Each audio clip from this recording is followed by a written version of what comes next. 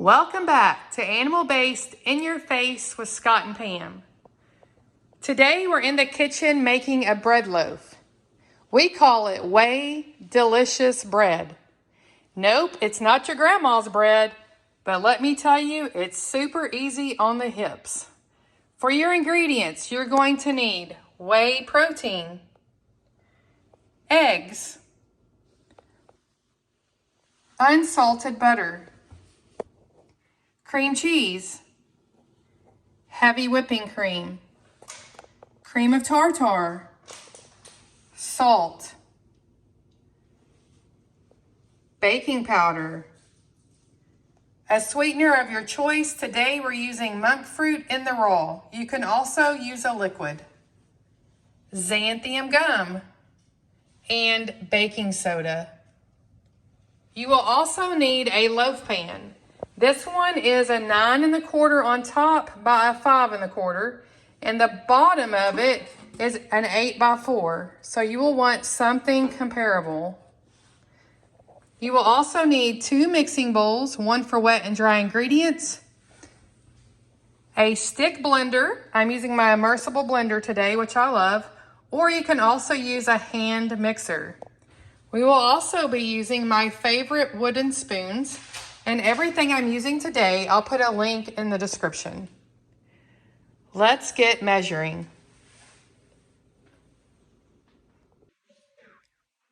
We've got our ingredients together.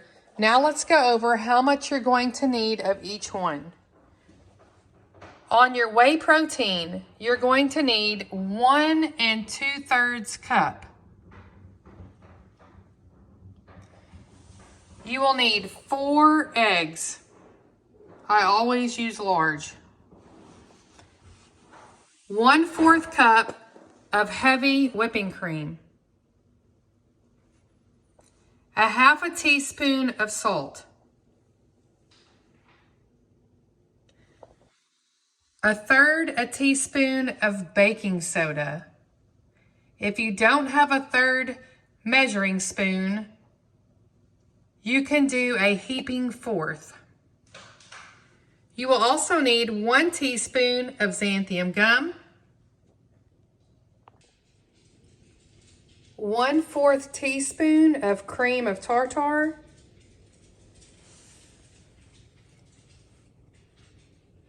1 1/2 teaspoons of baking powder.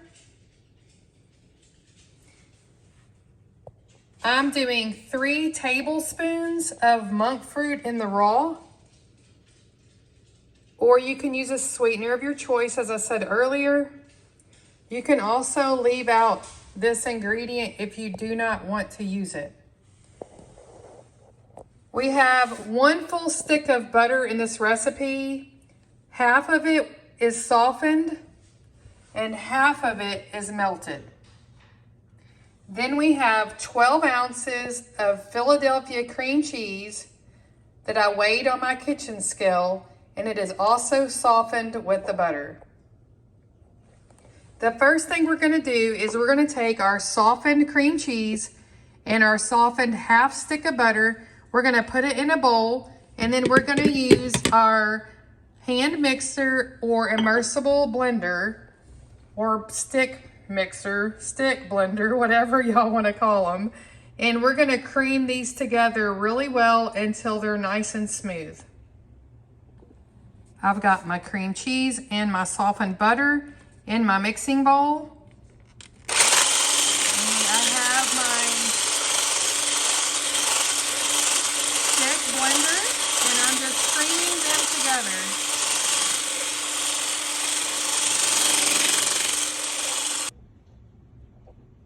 Now that our cream cheese and butter is all blended together, next we're going to go ahead and add the rest of our wet ingredients. We're going to start with our 1/2 stick of butter,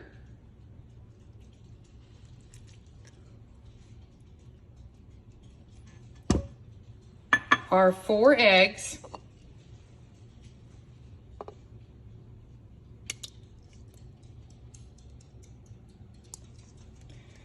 and our 1/4 cup of heavy whipping cream.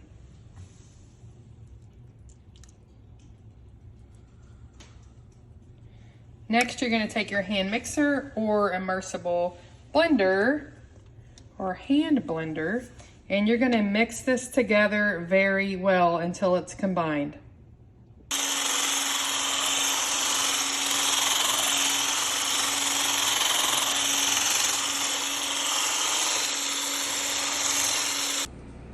I have a helper or two in the kitchen today. I do want to say, if you are using a liquid sweetener and you're not using monk fruit in the raw, you would want to add your liquid sweetener to your liquid ingredients. But if you're using the monk fruit like we are, then you're going to put it with your dry. So let's start mixing. Here's our monk fruit, our pink Himalayan salt, baking soda. You don't know how much easier it is to video when your husband's home. Cream of tartar, baking powder, xanthium gum,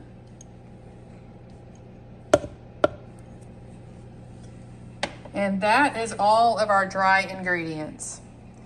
Now we're going to mix these really well together, and I am going to use a whisk.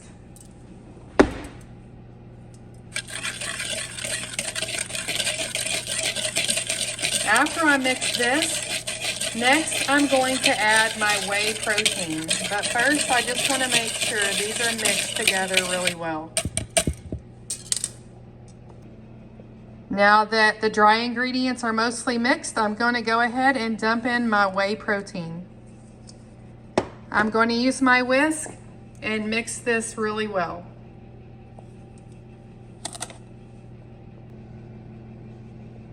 Now that our dry ingredients are thoroughly mixed, we want to go ahead and prepare our baking pan. You can use whatever you like to grease it, but we do not use seed oils, so I will be using butter. I'm going to grease my loaf pan the way my mama always did hers when I was growing up. It reminds me of her. I just put my butter on a paper towel and I just smear it all over my loaf pan. Now, you can take melted butter and use a silicone brush. I mean, I've done that too. Just whatever way works best for you. And let's go ahead and get that loaf pan greased. This next step is very important. You do not want to use your hand mixer or your stick blender for this. You only want to use a spoon or a spatula. When you dump your dry ingredients into your wet, you want to make sure that you get it well combined, but that you stir it, but you do not want to overstir it. If you do overstir it, it will cause a hole in your bread or a sunken spot in your bread. So just do it enough to get it combined well, and then we're going to pour it in our loaf pan. All right, you're going to dump it all on top. Make sure you get it all out so you're not missing any ingredients. See that? What if all my good stuff is in there that's going to help it rise? Well, we want to make sure we get it all out. So I'm going to use a silicone spatula to scrape down my sides. I got out the rest of my dry ingredients and I put them in my wet ingredients. And now it's time to stir. Just make sure you do not overstir in a spoon or a spatula only. Did I tell y'all how much I love this set? Let's get stirring. My dry ingredients are well combined. Next, I'm going to pour my bread batter into my loaf pan. I meant to add that you can use a silicone pan if you like, just whatever works for you. But I always make it in this and it comes out super easy. Let's get our batter in our bread loaf pan. I dumped out as much as I could with my spatula. Now I've got my silicone OXO spatula and we are going to scrape out the rest. And I'm going to smooth mine on top. Okay, all of my bread batter is in my pan. Next, I'm just going to take my spatula and I'm going to smooth it. And then I'm going to beat my pan on the counter just a few times. Because why not? Everybody else does it. Just kidding. Our bread pan is ready to go into the oven. We're going to bake it, like I said earlier, when we preheated at 325. We're gonna do it for 45 minutes or until done. Now, I did put a baking pan on the bottom shelf. I always do it just for emergencies.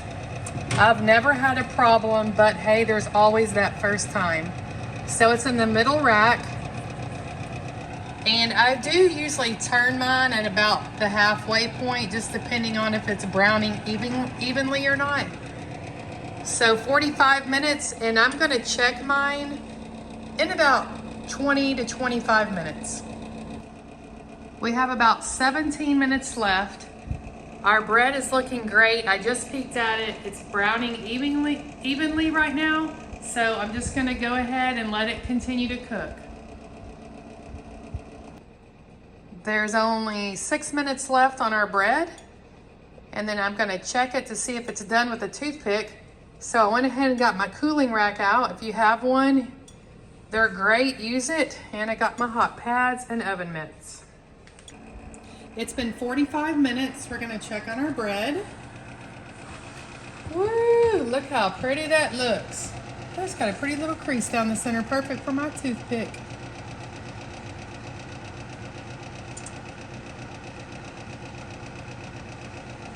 My toothpick is pretty darn clean. I'll flip it over.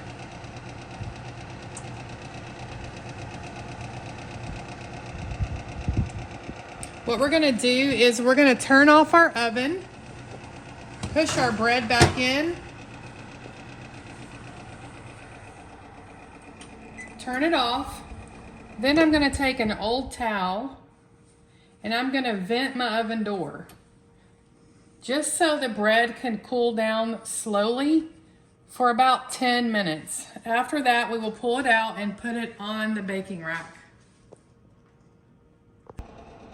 I went ahead and doubled my towel because it wasn't venting as much as I wanted it to. And I just wanted to let y'all know, you can actually see the crack in the oven now. We'll be back in a little less than 10 minutes. All right, we're gonna take our bread out of the oven. Now it does fall a little bit, but it doesn't sink in and fall a lot like most breads that don't stick to your hips. We're gonna set it on the cooling rack for a few minutes. I'm gonna let it cool, and then in a few minutes, I'll take it out of the pan and let it finish cooling. It's pretty on top. I'm gonna flip our bread out over and take it out of the pan. Look at that, y'all. Whew, that pan is hot. Hot, I say.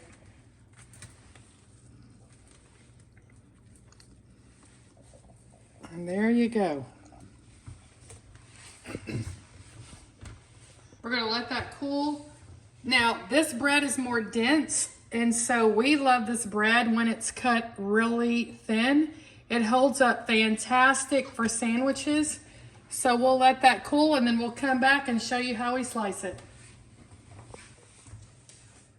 Okay, our bread is still lightly warm to the touch, but I wanted to show you, this is a loaf I made just the other day, and I want to show you that we love it cut like this, very thin, for breakfast sandwiches, bacon, egg, and cheese, sausage and cheese, whatever you want to do, sausage, egg, and cheese. It's also great for turkey sandwiches, steak sandwiches, whatever you want to put on it, it's perfect. And then we like to also take the same loaf and cut it thick. Now you can do it as thick as you want, but we use the thicker ones for French toast.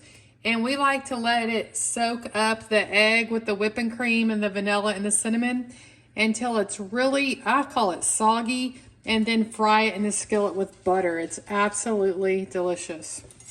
Now here is the loaf that we just did, and you can see there is a color difference. I probably pulled this one out just a little bit sooner than this one. Scott's favorite part is the end. I'm going to cut it thin for him. And look at that. Let me get that little curve off of it. It's still warm. We have our Kerrygold butter out over here. And we have some raw honey. Our neighbors actually have beehives, so we get raw honey all the time. And we're fixing to try this out with some Kerrygold butter and some raw honey. And then we'll be using the rest for sandwiches for breakfast and lunch and for French toast. You can also do egg in a hole. Anything you do bread with, you can do with this. It's dense and holds up very well for sandwiches. I hope you guys enjoyed this video. Be sure to follow us on YouTube at Animal Based in Your Face.